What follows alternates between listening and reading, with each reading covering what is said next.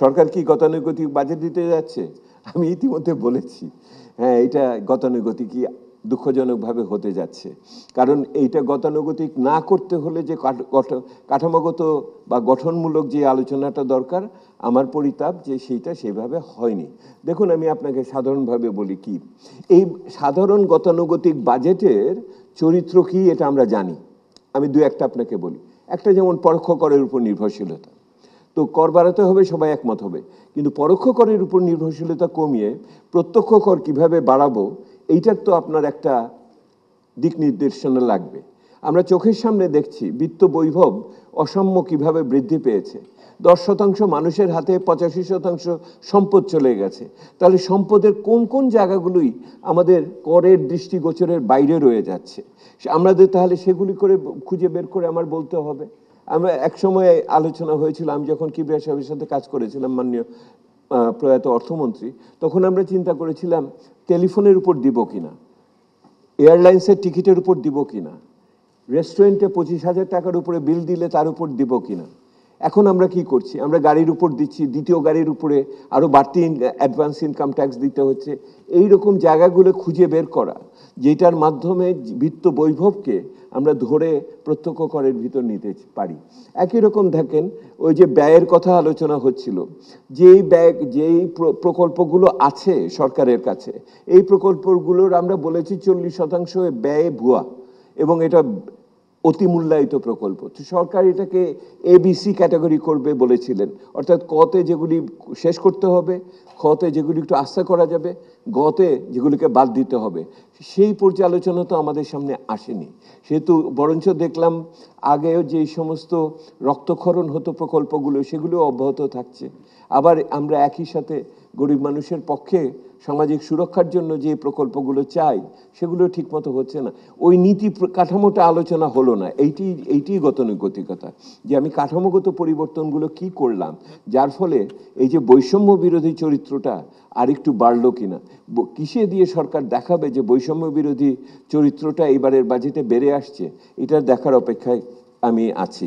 বিনিয়োগ আকর্ষণের জন্য নির্বাচনের তারিখ কতটা জরুরি?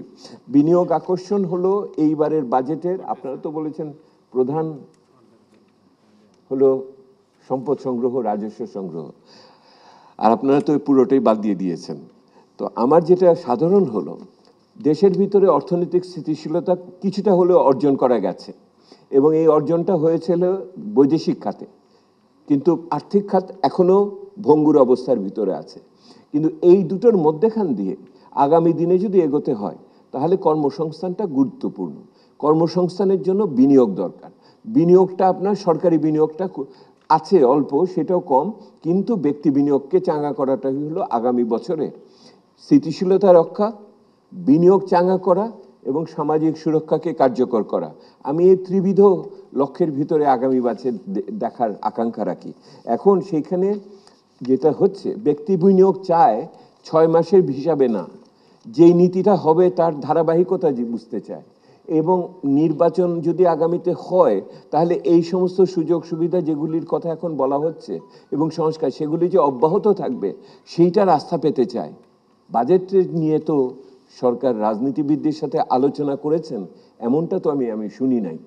যেহেতু রাজনীতিবিদদের সাথে আরো 10টা অনেক বড় বড় আলোচনা নিয়ে সরকার ব্যস্ত, সেহেতু আমার দুঃখের অর্থনীতি আলোচনায় তাদের স্থান পায়নি।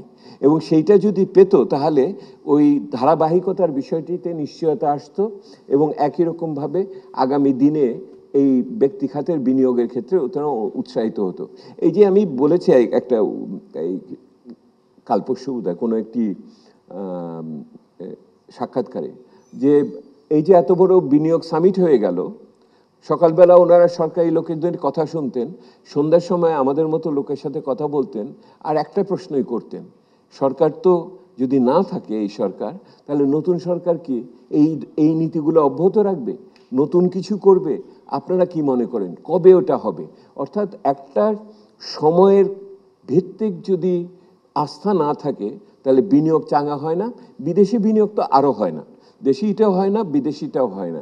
সেহেতু একটা মানে এটা প্রেডিক্টেবিলিটি, মানে সম্ভাব্যতার সম্বন্ধে আস্থা সৃষ্টি করা বিনিয়োগ বৃদ্ধির জন্য অত্যন্ত গুরুত্বপূর্ণ। এটার জন্য বাস্তবায়ন, পাচার করা অর্থ ফেরত। এই যে জিজ্ঞেস করছিলেন না বাজেট নতুন কি হতে পারতো, আমার খুবই আশা ছিল এবার বাজেটে একটা নতুন উৎস হবে অর্থায়নের, এই সাধারণ রাজস্ব এবং বৈদেশিক মুদ্রার বাইরে। সেটা হলো অবৈধ উপায়ে অর্জিত সম্পদকে আমরা জাতীয় রাজস্বে অর্থায়নের একটা উৎস হিসেবে নতুন একটা খাত সৃষ্টি করতে পারবো। এইটা একটা আমার বড় আকাঙ্ক্ষার ভিতরে একটা ছিল। এখন পর্যন্ত সেটার লক্ষণ এখনো দেখি নাই। যেগুলিকে জব্দ করা হলো সেগুলো বিক্রি করা, সেই টাকাটাকে বাজেটে রাজস্বতে নিয়ে আসা, খাতে কোন খাতের নম্বর দিয়ে এটাকে ঢুকানো হবে এটাও একটা বিষয়। এটা আগে আমাদের একবার অভিজ্ঞতা আছে এটার ব্যাপারে, 20 বছর আগের। এইটার একটা বড় বিষয়। এবং যারা টাকা বিদেশে নিয়ে গেছে সেই টাকাকে কিভাবে আমরা আবার বাজেটে অন্তর্ভুক্ত করব, এইটার একটা অনুশীলন আমাদের আগামী দিনে দরকার করবে। আমি তো মানে এটাকে কি বলে, আশ্চর্যান্বিত হওয়ার অপেক্ষায় আছি। হয়তো আমাদের সকলকে আশ্চর্যান্বিত করে দিয়ে অর্থ উপদেষ্টা মহোদয় এরকম একটা খাতের কথা হয়তো এবারের বাজেটে বলবেন, যে চুরি করা টাকা, অবৈধ উপায়ে পাচার করা টাকা, দেশের ভিতরে ব্যাংক ঋণ ফেরত না দেওয়ার টাকা, কর খেলাফির টাকা, এই সমস্ত যা আমরা 9 মাসে আহরণ করেছি সেইটাকে আমরা বাজেটের অর্থায়নের জন্য তুলে ধরলাম এইবারের বাজেটে। এইরকম একটা যদি চমক আসে, ঠিক হবে না? তাহলে তো দিলেন না। বাজেট পূর্ব অর্থনীতি এখন খুবই একটা, ইংরেজিতে বলে সাসপেন্ডেড অ্যানিমেশন, অর্থাৎ এক ধরনের উত্তেজনাকর পরিস্থিতি যখন স্থির হয়ে থাকে, ওই স্থির করা উত্তেজনার ভিতরে আমরা অবস্থান করছি। আর একটু ধৈর্য ধরেন, আর কদিনের মধ্যে আমরা এটা পাবো। তবে আজকের যে আলোচনা হলো, এই আলোচনায় দেশ, জাতি এবং যারা বাজেট তৈরি করছেন যদি এখনো ছাপিয়ে না ফেলে থাকেন তাহলে উপকৃত হবেন, এটা আমি বিশ্বাস করি। এবং তার চেয়েও বড় কথা, যে তরুণ সম্প্রদায় এই আলোচনাটা করলো তাদের নেতৃত্বের প্রতি আমি আস্থা রাখি। আমরা যা পারিনি ওনারা করবেন, এই ভরসা নিয়ে এসেছিলাম।